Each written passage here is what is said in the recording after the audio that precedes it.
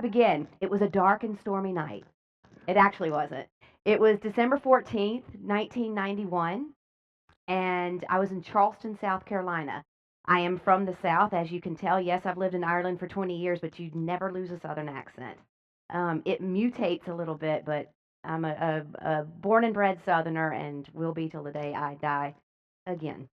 And I had just graduated from Coker College in Hartsville, South Carolina, and as we do in the South, which is a bizarre little tradition that we have, if you're dating the person that you were in college after college, then they're going to be your intended. You know, you're expected to marry this individual. And so when I was dating the same fellow when I graduated from college, you know, we followed that path of moving towards his hometown, and you know, there was talk of marriage and there was this and that going on.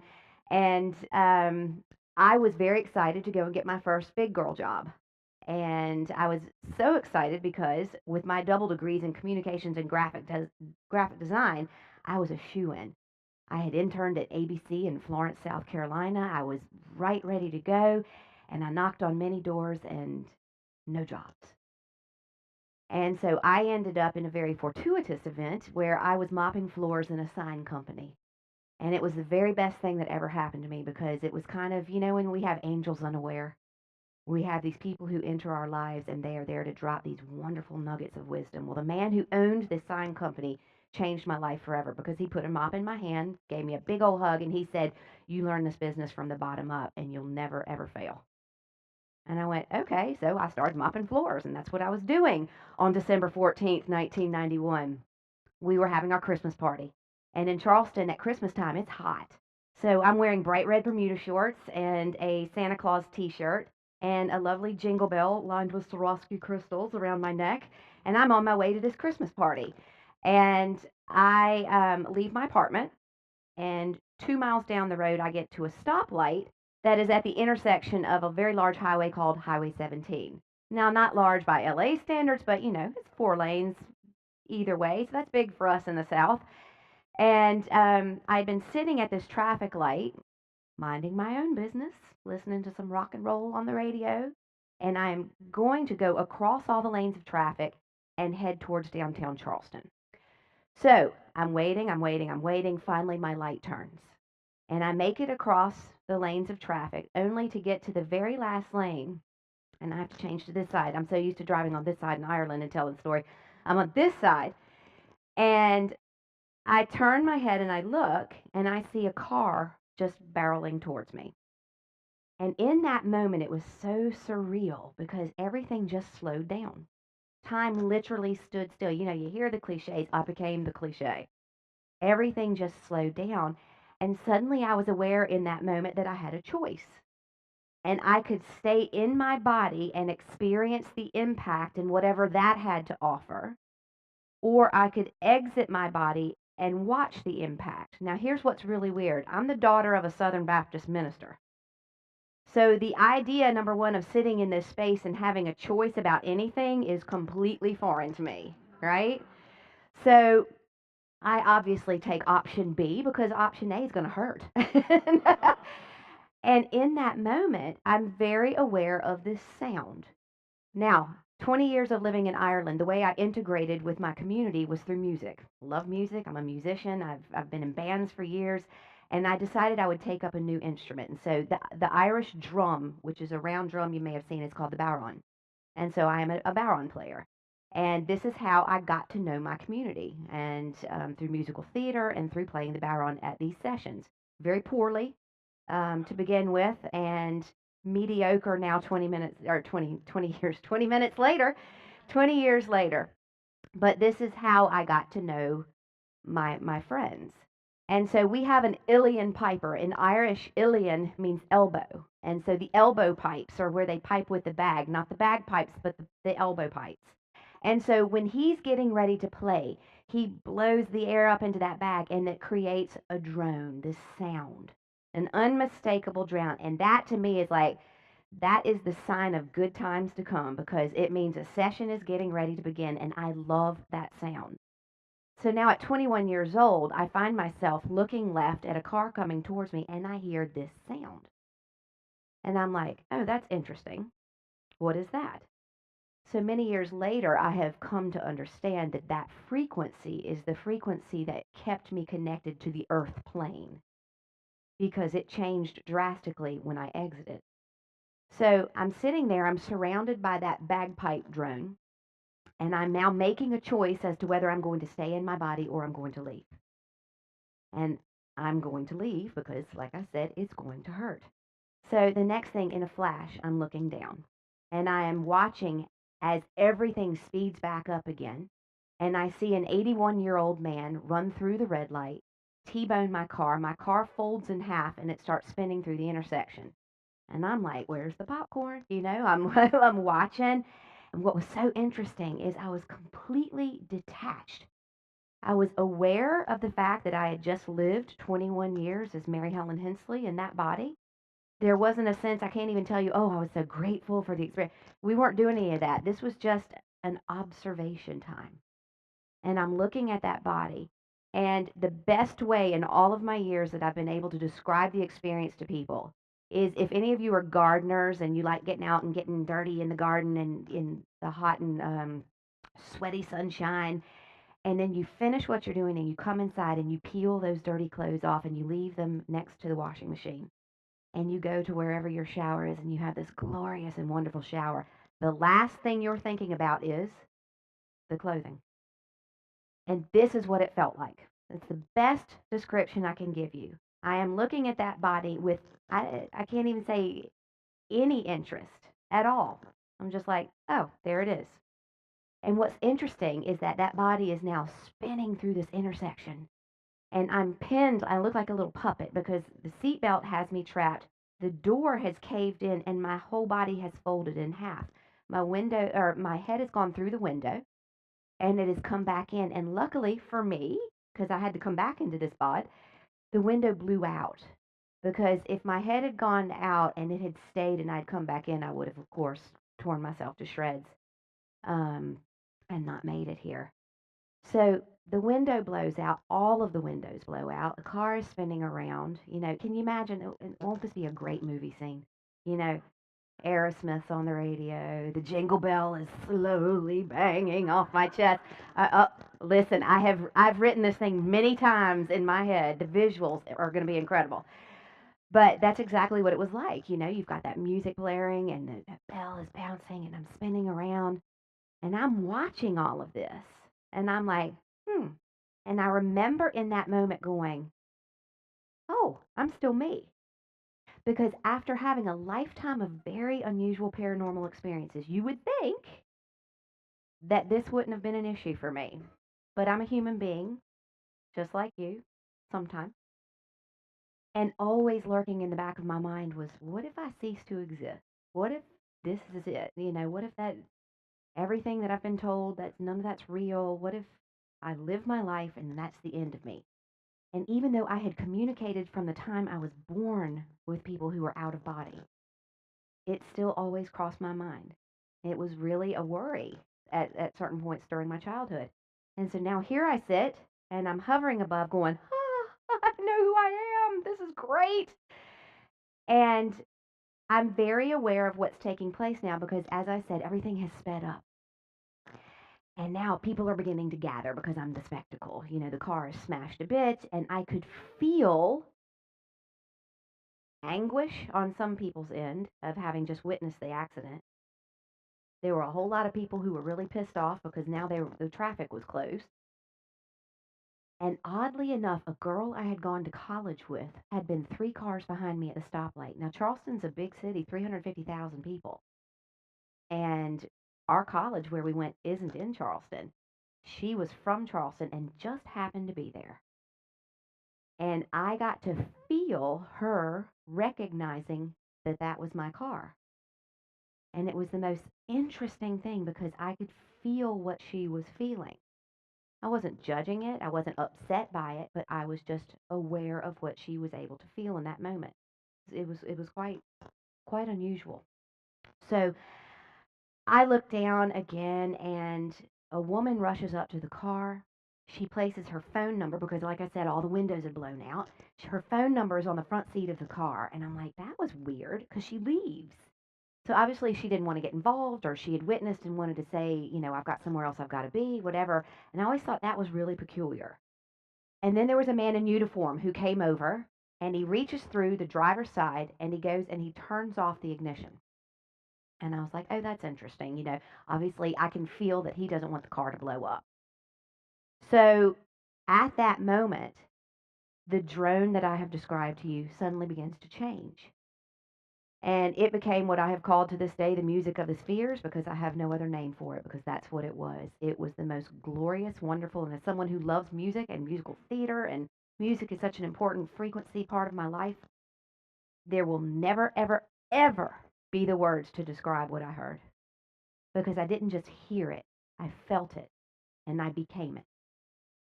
So I can feel whatever I am at this stage beginning to change, and I'm morphing into something else. And this is when people discuss the tunnel of light. And you talked about that yesterday, Scott. For me, I was like here and here. I've always been kind of an overachiever. I've been so I just didn't do the tunnel.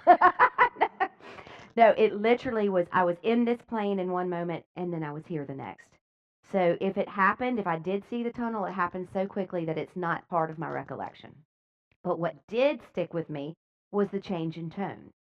So now I've gone from this one monotone frequency to this symphony.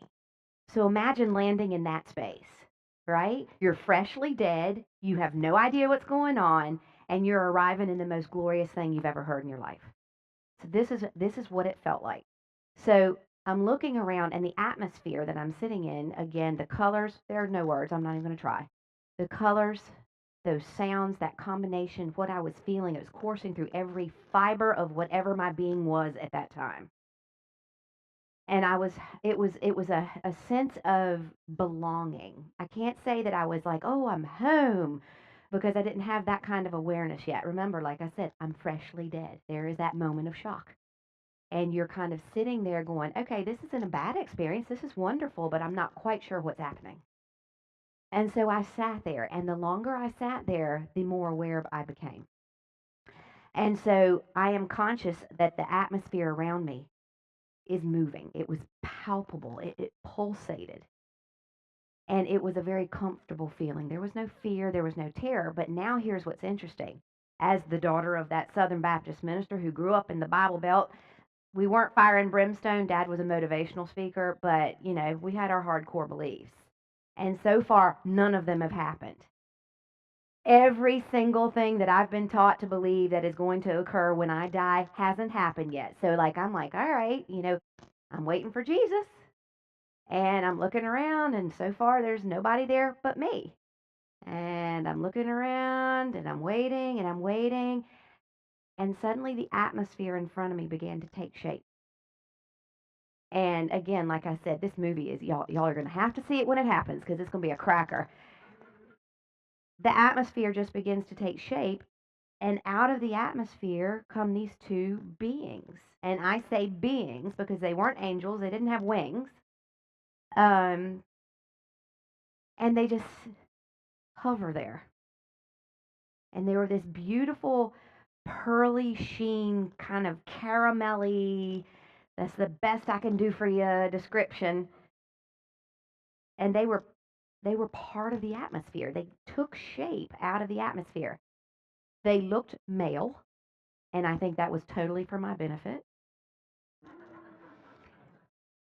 And they were very older, fatherly type figures, and they were standing there, hovering, I guess. And I don't know about any of you in here, men, I'm sure it happens to you at some stage, but any women over 50, like myself, you're going through those moments where menopause is hit and you should be able to remember a whole lot of things, right? Try being a doctor standing in front of a patient. And I'm like, yeah, that thingy? I've got no words. The words just leave. So this was very much that kind of situation where I know I'm supposed to know you. And they waited patiently. And nothing. I got nothing. And they waited patiently. And then all of a sudden, it was like a light bulb. And I was like, oh my God, you're my guardians. Oh, I have guardians. Oh, yeah.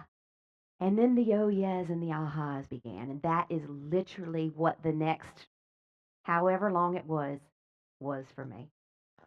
Oh, oh, oh, I was so excited.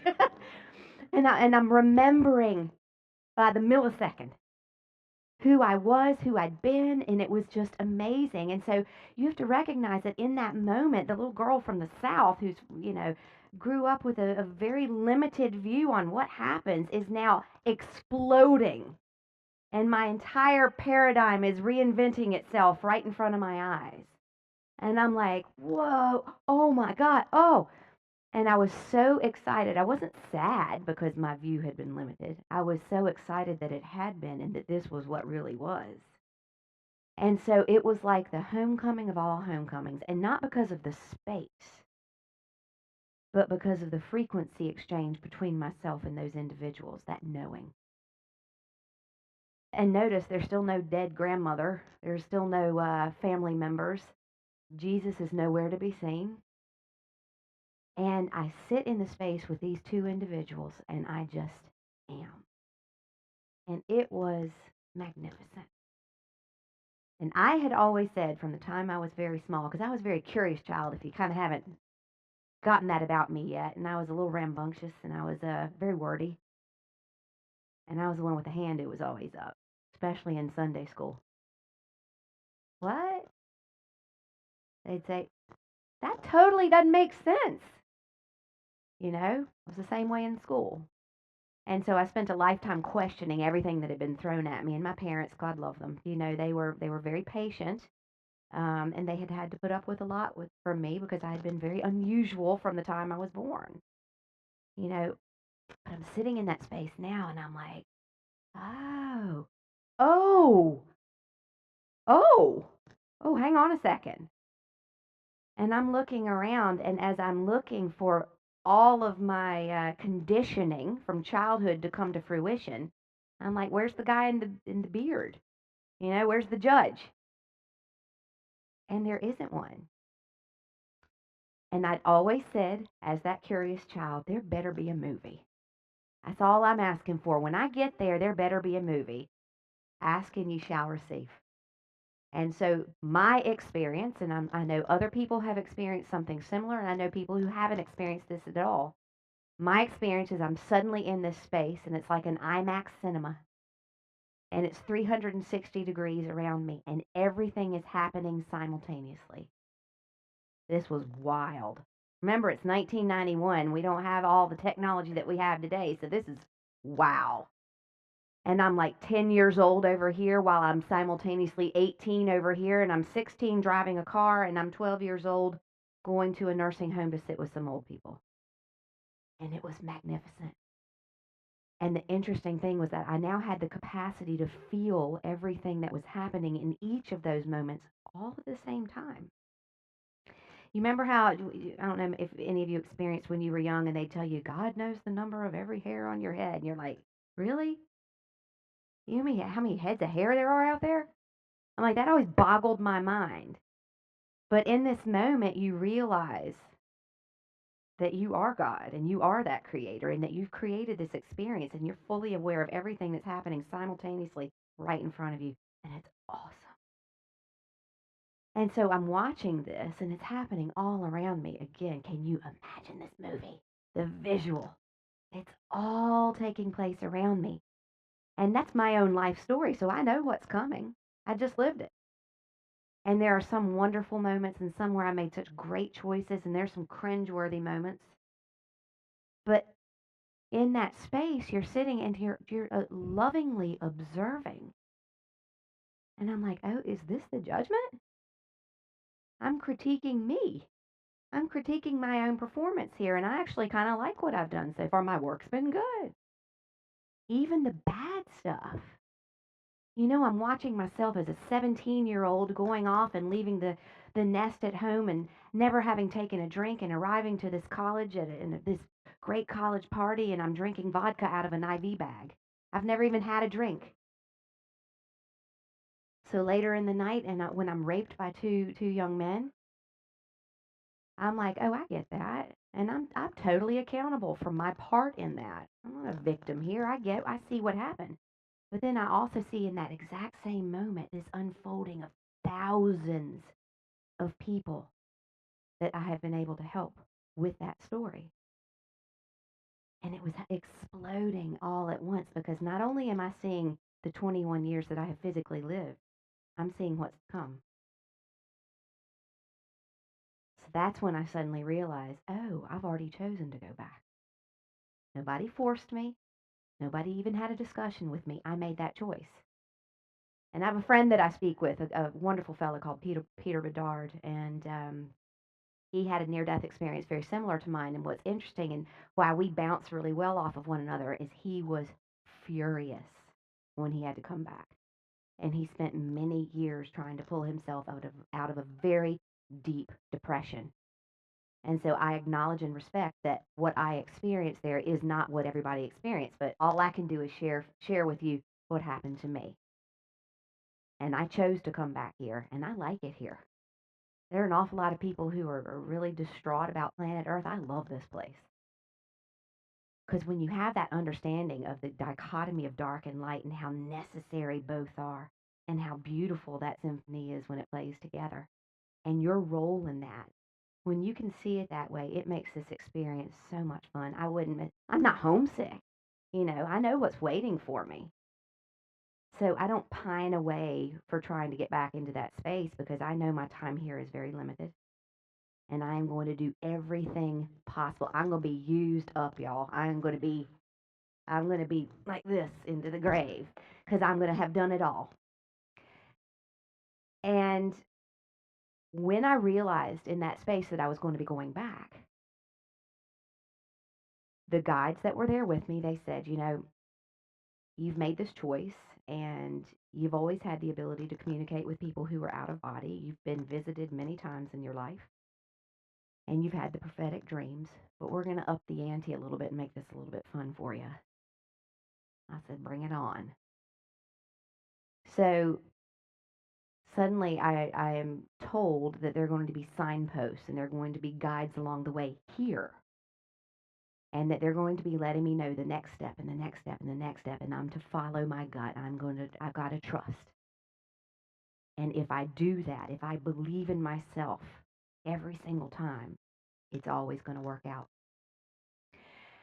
And so in doing that, they gifted me with the ability to place my hands on an individual, and it's like downloading a hard drive. So this is not something I had prior to the NDE. Yes, I had always known things before they happened. My mom would call me up when I was in college and go, just called to let you know a little news. And I'm like, what, Mrs. Jones died? And she's like, I hate when you do that, So that I'd had. But that was kind of the extent of how I was utilizing my gifts. And it took a car accident and a gigantic bang on the head at 21 years of age, a broken neck. It took that to shift me back on path. And guess who had set that up? Me. Imagine. That was another big, oh, yeah. If I had not taken the opportunity to utilize what I had come in with, I had set up this accident so that I would change my direction, change my course, and go this way. And guess what? I got to 21 and I had not utilized what I came in with. I was a cheerleader in college. Surprise. And I used to go and write down the scores of the basketball games, put them in an envelope, and stick them in my underwear drawer. I'd go off and I'd cheer at the game, and everybody came back to my room. We'd crack open a beer and open the envelope and go, this was me serving humanity. So I needed the car accident. And with this gift that I came back with of being able to touch somebody and download their hard drive, it was amazing and, a little bit daunting. So as Scott mentioned, my grandfather, who had been my companion since I was a child and dead since I was one, by the way. That was an interesting talk at 5 years of age with my parents.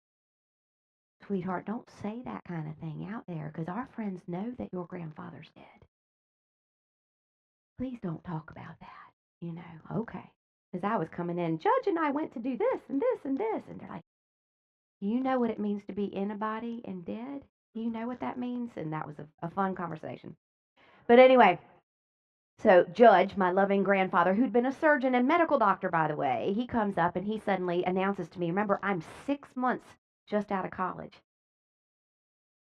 And when I was driving away from that school, I looked in that rearview mirror and I waved bye-bye and I weren't going back. I was done. Education was finished for me. I'd done my time. And next thing you got the dead grandfather coming in 6 months later after this life-changing near-death experience and going, hey, guess what? We're sending you to chiropractic school. I'm like, chiro what? Never even heard of it. Never even heard of it. I'm like, really? So that's not true, actually. I'd been to a chiropractor once when I was 18, when I was in college, and I was really hip and I smoked, and I had a rib out of place because I was a rower. I swear, God, I'll never smoke another cigarette if I don't have lung cancer. And of course, I went to the chiropractor and he popped it back in. So that was my one experience with chiropractic. So now I find myself being told by this dead grandfather, who is the medical doctor, that you're going to be going to chiropractic school. And I'm like, why not medical school? And he's like, because it's a mechanistic philosophy. And what you're going to be doing, we need you to understand the tripod of the mind, the body, and the spirit. You remember, guys, I'm 21. I'm fresh out of the near death experience. I have no idea what's going on. I'm mopping floors in a sign company. And now I'm going to go become a doctor? Like, are you kidding? And I'm like, okay, sure. So I remember picking up the phone and calling my parents and going, hey, guys. You remember they're just digesting that I've had this horrific accident. And I'm like, I'm going to go to chiropractic school. And it's dead silent. And I can hear my father thinking, we're not paying for it. And so I was like, relax. I'm taking out student loans. I'll be doing this and all. And so all the while, as I get into chiropractic school, I realized why he wanted me there. Because I had license to touch multiple human beings, and it was legal. Chiropractor's job is wonderful because we can feel people up all of the time, and we get paid for it. It's great. But the beauty of it and the beauty of the school that I went to was that this was a wonderfully vitalistic philosophy, and they were so brilliant at the education process. As much as the skill with the hands was important, so was the philosophy.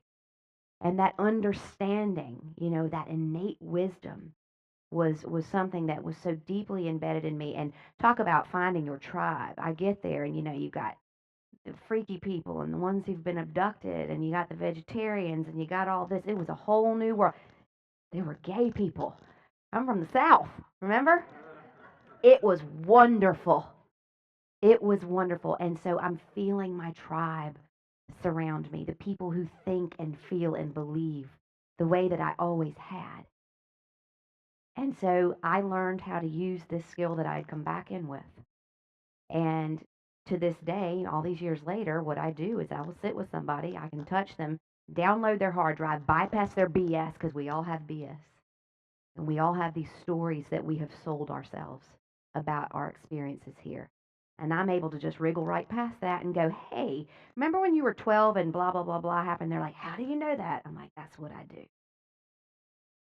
And so I am able now to connect people up with frequency that will allow them to sit into a space and to recognize who and what they are.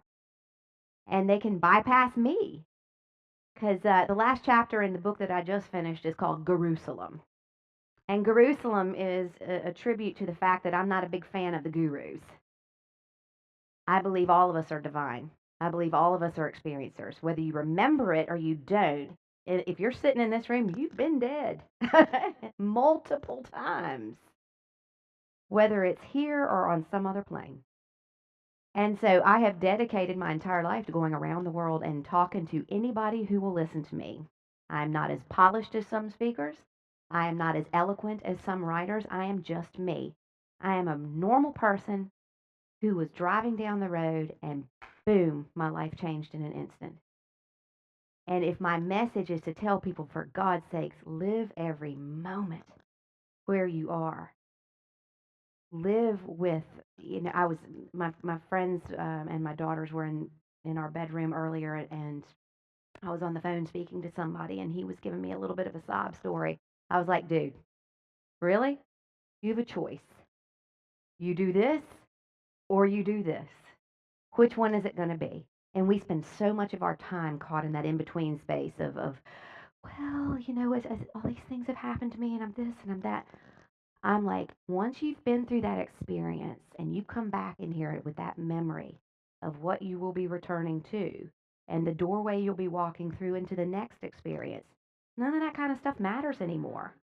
And the beautiful thing, and probably my favorite gift of all of it, believe it or not that being able to touch people and read their hard drive thing, is that I came back with a complete and genuine, I don't care what you think about me. It has been the most wonderful thing that has ever happened to me because it is freedom in a nutshell. And that doesn't mean that I don't love and respect you or the fact that you have experiences or opinions, because I do, and I'm a great listener, and I love that synergistic exchange with another human being. But the minute that thing starts happening where there's that power struggle, or there's that lesser than, greater than thing going on, or there's that you're placing some kind of judgment on me or my experience, my computer's off. I don't have it. I don't possess it. And it allows me to get up in front of people like you and tell this story from my heart. Because I couldn't care less if you believe it or not. I have a feeling, an inkling that probably most of you do because you're here, you know? But I just recently finished writing a book called Bringing Death to Life. And I think it's a pretty neat title. And let me tell you how that happened. It was called something else. It was called Death, the Next Great Adventure. And my closest friend is a wonderful author in Ireland called Tricia Scanlon. She's written 21 bestsellers. She's a popular fiction writer, and a magnificent author. But we live in, we work in two different genres, but she's a deeply spiritual individual. And she had just lost her father. She had lost her mother 10 years earlier, and she's got, like, I got a lot of questions. Let's write a book and let's answer these questions, because if I've got them, there are a lot of other people who have them. And so it was Death, the Next Great Adventure, with the aim of answering questions about death for people so that people wouldn't fear it. There wouldn't be that kind of thing around it. And the Irish are wonderful. I love living in that country because we celebrate death there. We still do the wake, you know. Somebody dies, you walk into their house, there's the coffin sitting there, and grandma is right there, and Uncle Joe's leaning up with his cup of tea against the coffin, and there's kids running in and out of the room. It's just normal. And it's so refreshing. It's not, death is big business over here and in other parts of the world. And I love that about the Irish, that they still have that capacity to celebrate. And so we're trying to bring that feeling. It's all about the feeling, all about that frequency. And so we wrote this book called Bringing Death to Life so that people could get that feeling and embrace what we have in Ireland, that we could try to recapture this and give people the gift of that feeling through letting go. And so I was charged with writing a chapter on religions and the perspectives about death. And so I titled it Death Has No Religion, because it doesn't. And it was a wonderful exercise for me because I was able to go through and do a comparative study of all the world's major religions. And of course, what do we all know? They all have a belief in the afterlife, every one of them. That's not coincidental. It's because millions upon millions upon millions of people in this world have experienced something beyond who we are right now. And so this book is really exciting because of the fact that, it's what I would call a gateway book. It's not in depth as far as the personal experiences that I would have had, like that I've written in Promised by Heaven. Um, but these are experiences that people have had on a more practical nature. And a beautiful part of this book for me is that my mom, who will be 90 this year, who's always wanted to be a published author, it was a lifelong dream, but she was my dad's wingman as he was the minister and the public speaker. And she wrote the chapter on losing a spouse. And so I'm going home tomorrow to pick her up in Virginia and fly her with me to Ireland, and she's going to be there and taking part in her very first book launch. And so it's very exciting. And so bringing death to life, it changed my father's death for her. As the wife of a minister, and, any of you who are familiar with the Christian religion, which probably most people in this room are, you know what our criteria are. You get it. And it's like in Ireland when you talk about, well, I'm a recovering Catholic. You hear that a lot.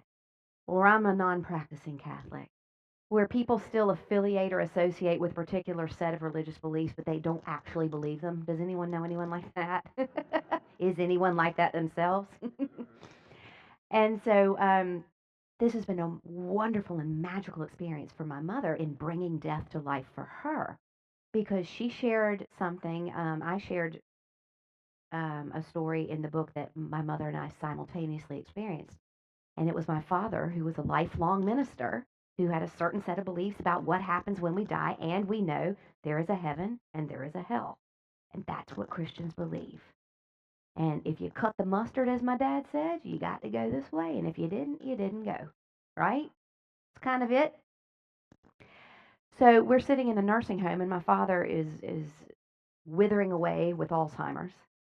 And it was a very, very difficult time for him. For me, one of the most beautiful experiences. To be able to sit with someone through their death process is such an honor.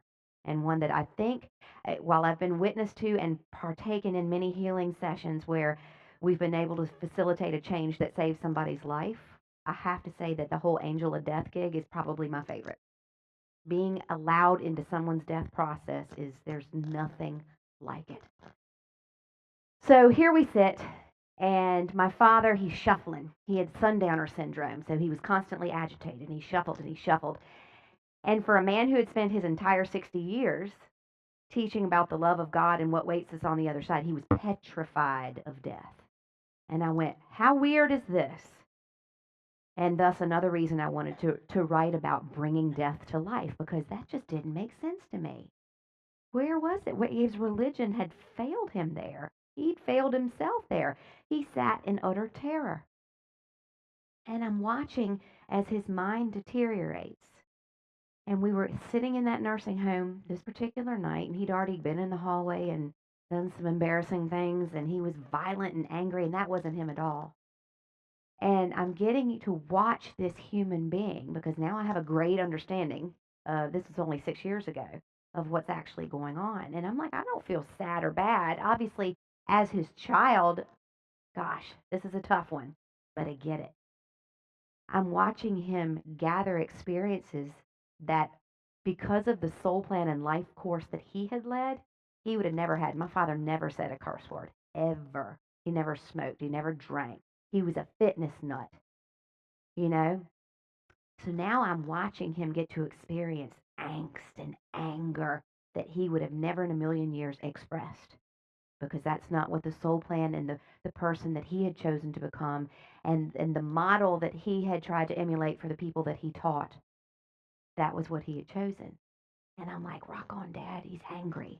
And he's like, the nurse would come in, darling, you'd be beautiful if you weren't a whale. And my mom would nearly pass out of the chair, and like, oh, and he was like, go away from me, you hell. He didn't even know how to curse. So it was actually funny. It was really interesting watching it. But on this particular night, my father has shuffled, shuffled, shuffled, shuffled. He's gone in, he's washed his hands. He had this OCD thing going on, and he would not go and lie flat on the bed. Because when he was still able to speak, which had been months earlier, because he was now just a mumbler, he had said, if I lie down flat, I'm going to die. So we knew he was terrified, and he slept sitting up in a chair. I'm like, is this so weird? You spent your whole life dedicated to a religion that's meant to bring you peace and comfort and joy. What happened? I don't get it. So he's shuffling around, and my mom and I are exhausted. It's after 11, and he goes over and he climbs into the bed. And we're like, huh?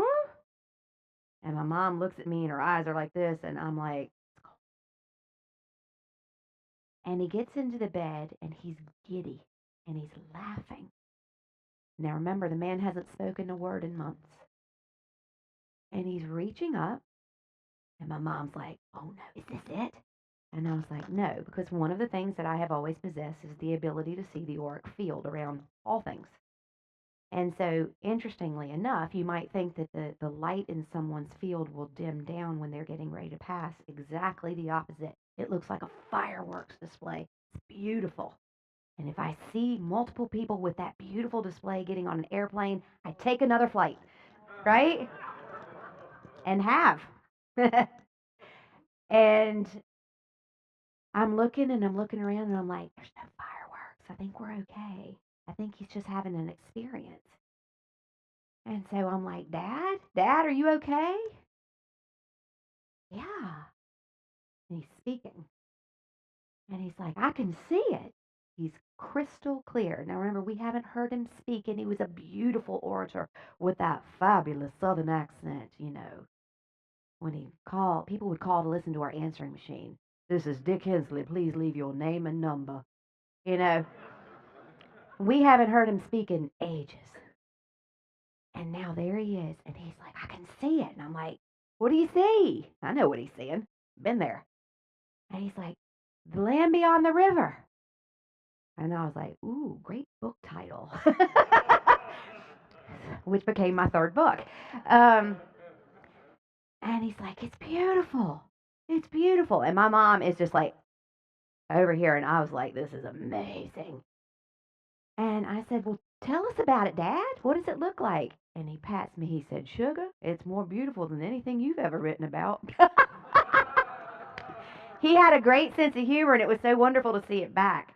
And it was funny because months earlier, when he was still able to speak, I have to slip this in and tell you this. I had come over from Ireland, and I was visiting and going and sitting with him in the nursing home. And he said he was really at that point of losing the memory at that stage, and I, not recognizing it was hit or miss. And so I happened to go in at this particular time, and he hadn't known my sister, and he didn't know my mom. And I was like, Dad, look at me. Dad, do you remember me? You're Mary Helen Hensley, born February 23rd, 1969, and you have categorically rejected every adult male relationship you've ever come across. Yes, it's me! That's exactly what he said. So it was wonderful to hear him speak again. And so he's telling us, it's beautiful, it's beautiful. I said, well, who do you see? What's going on? And he goes, Mama, I see Mama. She's so young. And he's just, you can see he's somewhere else. He's relishing in that moment. And we're just agape, right? And so all of a sudden he turns and he looks and he goes, oh my gosh. And I said, what's wrong, Dad? And he goes, Daddy's there. And my mom looked at me and she did the double take because my father had been 100% convinced, based on the criteria of his religious beliefs, that his father had not made it to the land beyond the river. He was a gambler, had a bit of fun, He was out, and according to my father's very strict rules and what religion said allowed you in or did not, my grandfather had not made it. And so there he sits looking at him. And his eyes are as big as saucers. And he turns to my mom, and of all the most beautiful and wonderful and profound things that I have experienced as an experiencer, as a doctor, as a healer, as an author, as a speaker, this single moment stands out to me as one of the highlights of my life. And my dad, at 85 years of age, so deeply ensconced in his religious beliefs, and so sure about what happens to us when we die, turns to my mother and he said, Helen, I've had it wrong all along. Everybody gets to go. You can't mess this thing up. Just like that.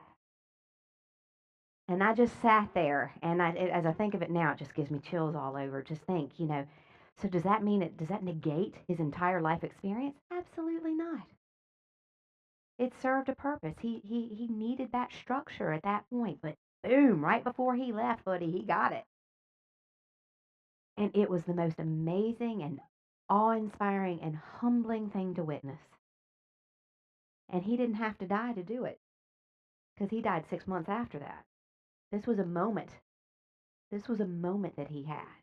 Now, he never spoke again, but in that moment, we got to experience that with him, and it was beautiful. And I thought, how profound. And so I'm looking there at my mother, and he's just declared that everybody gets to go. Totally not a Christian concept, right? And I'm like, yes, because that's exactly what I experienced. And I'm looking at my mom, and she's these beautiful green eyes, and they're all teary. And she's, we're sitting in this beautiful sanctified moment. And she looks at me, and she goes, write that down. That'll be good in a book. I was like, yes. And so I've continued to share that story because to me it is the most beautiful thing I have ever, ever witnessed. And, well, in this body anyway. And so as we wrote this book, Bringing Death to Life, I was like, I need to be able to find a way to impart that feeling to people, right? Because as many of the experiencers who've spoken this weekend have said, we all know, the whole point of what we do, what we've been charged with, is to try to give to you the same feeling, the same knowledge that we experienced without you having to die, right? We've heard multiple people say that, and that's true. It's what we signed up for. I willingly and lovingly agreed to come back in here and spend the rest of my life beating that drum, shouting from the rooftops. There are people who won't believe and who won't listen, and the beauty is, I don't care, right? But there are a whole lot of people who stand at the precipice just waiting to jump, and that we're able to assist them through and to bring death to life for them. Because as soon as they drop that fear, they are able to live their best lives with what they have right in front of them. I have become so much more loving and forgiving of myself. Like, we have had a ball traveling up the west coast of America. And I've put on probably 10, 15 pounds, and I love it because I ordered an expandable meat suit when I was there. You know, I've been on the road. I looked at this morning and I was, oh my gosh, I'm going to stand in front of everybody. Look at those roots. Woo! And I went, you know what that means? I was having so much fun, I didn't have time to go to the hairdresser. Your attitude towards things completely changes. You open a light bill and you're like, yeah, I'll pay that. I use the electricity. It's not, oh gosh, poor me.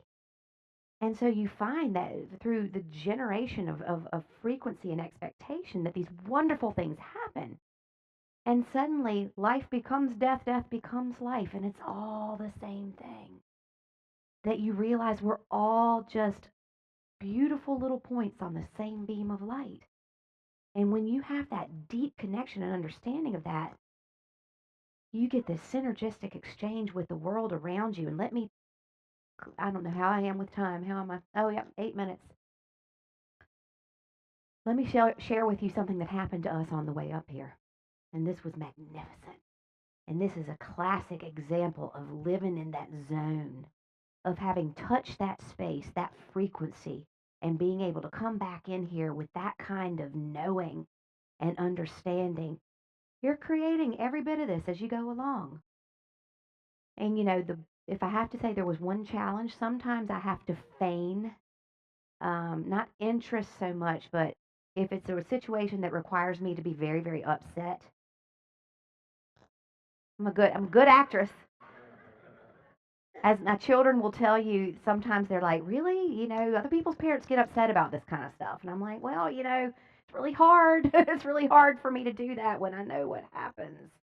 Um, Other than that, it's been wonderful. But I was so delighted that my children got to witness this as well, because here we were sitting in San Francisco because they'd never seen San Francisco and I wanted them to see it. And we're right in city center, and it was not on our plan to do anything but continue driving north. We drove from Los Angeles to here in 3 days. And so we're sitting in city center, and we're right across from the train station, and I suddenly got, the voice. I'm as schizophrenic as they come with the voices. And the voice is like, you need to get to the Redwoods. And it wasn't on our trip, not this time. It wasn't planned, whatever. And I was like, well, I don't know where that is or whatever. You need to go to the woods. Okay, I'm going to the woods. I know better than not answer that voice. So I said to my friend Angelica, who was traveling with us, I said, do you know where the redwoods are near here? So she Googles it up and she's like, oh, Muir Woods is close by. We need to go. And she was like, well, really? We need to go. And she's like, rock on, let's go. So off we drive. It's already after 6 o'clock. By the time we get to the woods and we check in, it's 7:15. The park closes at 8 o'clock. So it's now dusk, which is a really neat time to look at giant redwoods, by the way. The lighting is spectacular. But we're the last people into the park. And so we're walking through this park and we do the loop and we're in awe and we're taking our photographs and we walk past this last little turn off, which is called Canopy Trail. And we have a little ways to go to get back to the front where they have told us we're leaving at 7:30. You can stay. Park closes at 8. The gate closes. Fabulous. So we're on our way back, and I had kind of dropped back because I was doing the gratitude walk. Thank you, thank you, thank you, which I do all the time because I actually really like being here and I'm really grateful for it. And so I remember to say thank you every single day. And I'm thanking myself because I'm the one who got me back here. Thank you. Oh, man, thank you, thank you, thank you, thank you. So I'm in the woods, I'm breathing in that fresh air and the oxygen and those giant trees, and I'm like, thank you, thank you, thank you. My daughter Jada was concerned because I had dropped back and she couldn't see me. It was getting dark. And she yells out, Mom, are you okay? And next thing we hear, you know how you can whistle with 2 fingers? I can't do it, so I'm not going to. Help!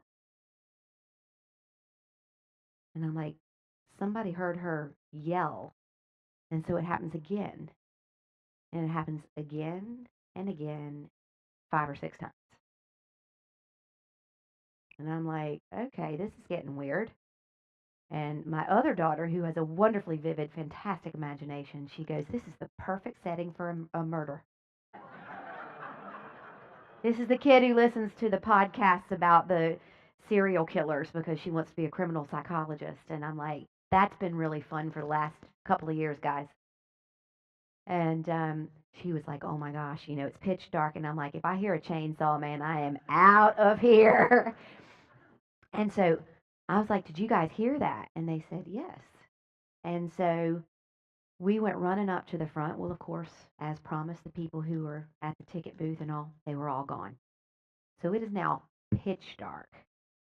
The toilets have been locked up, and this is locked up. There's no lights. And we're kind of standing there going, I know I heard somebody calling for help. We all heard it. And so there's one little cafe that's up here, and one guy is working in it. And my daughter and I walked up to the door, and I'm banging on the door, and he came, and he's looking at me like, what? We're closed. And I'm like, I know. You need to call the police. There's somebody stuck out here. He was very uninterested. It's the coyotes. People think this all the time. And I'm like, well, okay, yes, we live in Ireland, and no, we don't have coyotes. But I have heard coyotes, and they sound more like babies screaming. And I'm like, this isn't a coyote. And so we walk back down, and I'm like, he's not going to call anybody. He thinks I'm nuts. And we go back down to the car, and we're like standing there, whatever. And all of a sudden, these lights come around the corner. And now my daughter goes, oh my gosh, it's the police. This is totally the setup for a murder scene right here. And it's a female policeman. She comes out, and the light's spinning, and here are 5 girls standing alone in the giant redwood forest. Totally the setup for a murder mystery, right? And she's taking detail, and she's like, are you sure you heard this? Yeah. And her radio is going, she has poor reception. There's no cell reception out there. And you're like, missing. And we're like, oh my God. So I'm like, could you call for backup? So she calls for backup, and Officer James arrives. Lovely fella, cute as he could be. And he's like, okay, what's going on here? And I said, somebody's out there. Somebody's lost. Something's happening, and we're not leaving. Well, how'd you get here in the first place? A voice in San Francisco told me. And she goes, cool. And I was like, thank you. And so he's like, okay, so the voice from San Francisco told you guys to come to the woods. Mm-hmm. And your daughter called out your name, and you think that triggered somebody else. Mm-hmm. And he's like, you actually think there's someone out there? I know there's someone out there. Okay. So he puts on the big backpack, and now the call is coming in. We have a report of a missing woman who's been missing for 5 hours. Da, da, da, da. And I was like, bingo. So off we all go. Can you imagine? So here's the two police officers, one in the front with a backpack. There's my daughters, my friend Angelica, and myself. We're trades. I have on flip flops, for God's sakes, right? And I'm hiking up these things, and we are legging it. And he is booking down. And I'm like, slow down, man. She's been out there 5 hours, 5 more minutes, And we're like booking it up there. And the female officer Knight was behind us, and we're all in the middle, and like you couldn't make it up. And I love this stuff. I write books. I'm like, this is great stuff, fodder for the next book. And so we're walking up the trails, and we're yelling and yelling, and we're hearing this faint little voice. So hadn't it turned out that this lady had gone out for an hour's walk, and her friends have now reported her missing 5 hours later. And she'd gotten lost, and because there's no cell reception out in the great redwood trees, she was stepping around trying to get a signal, and she stepped back, the ground gave way, and she tumbled down into a ravine. She had no water, she was badly scraped up, but she had not hit her head, thank goodness. And so we arrive around the corner, and he's got his headlamp on to see this woman standing clung to a tree. There are coyotes, like I said, couldn't make it up.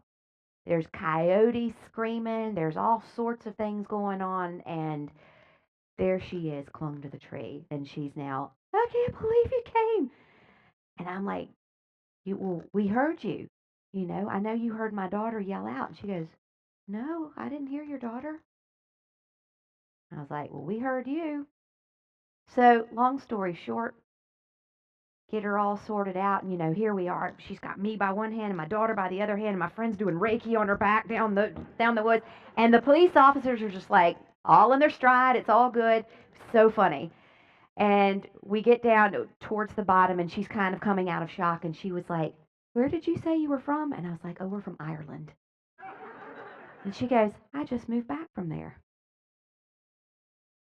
Really? I think I let some explicative fly at that stage, which was suitable for the occasion. She's like, yeah. I went there, and it was so magical. I was traveling for 6 months, and I got stuck there for 3 months and absolutely loved it. And I've just come back, and this is the first time I've ever been on this trail. Bringing death to life, folks. When you've been in that space and when you continue to touch that frequency, which is available to each and every one of us, those are the magical moments that can happen in your life all the way through. And some people are like, well, it's well for some. You've been talking to the dead and doing this. I bet there's some of you in here who are really good at cooking. Anybody? I am not. I'm a horrible cook. My children will tell you. But this I do every single day, and I'm really good at it because I practice. And all I'm saying to you is that in order to bring the gifts of death to life, you don't have to die first. But you have to be willing to practice that every single day, which is that open and honest and caring and loving belief that we are all omnipotent and divine, wonderful beings who are here having the experience, and that you're dictating everything that happens along the way. And so, in order to have that magical and mystical and miraculous type of experience that I've just described there, all you have to do is go, I expect nothing less. I expect nothing less than the miraculous. And that's really been a wonderful blessing in my life. And so to have died and to be able to come back here and look at your faces and to be able to say, thank you so much for what you're doing, because we're all just fractals of the same one. So I appreciate you and you and you and you and what you're doing. And I thank you for allowing me to do what I do, because it brings me such great joy. And if I could let one person off the hook in here, anyone who might have been questioning, is it real? Oh God, it is real. Boy, is it real, and boy, is it wonderful. But guess what? So is here. So be in it and be of it, and know that that wonderfulness waits for you. But don't be looking for that so much that you forget what's right in front of you here. And I'll spend the rest of my days telling that same story. So I thank you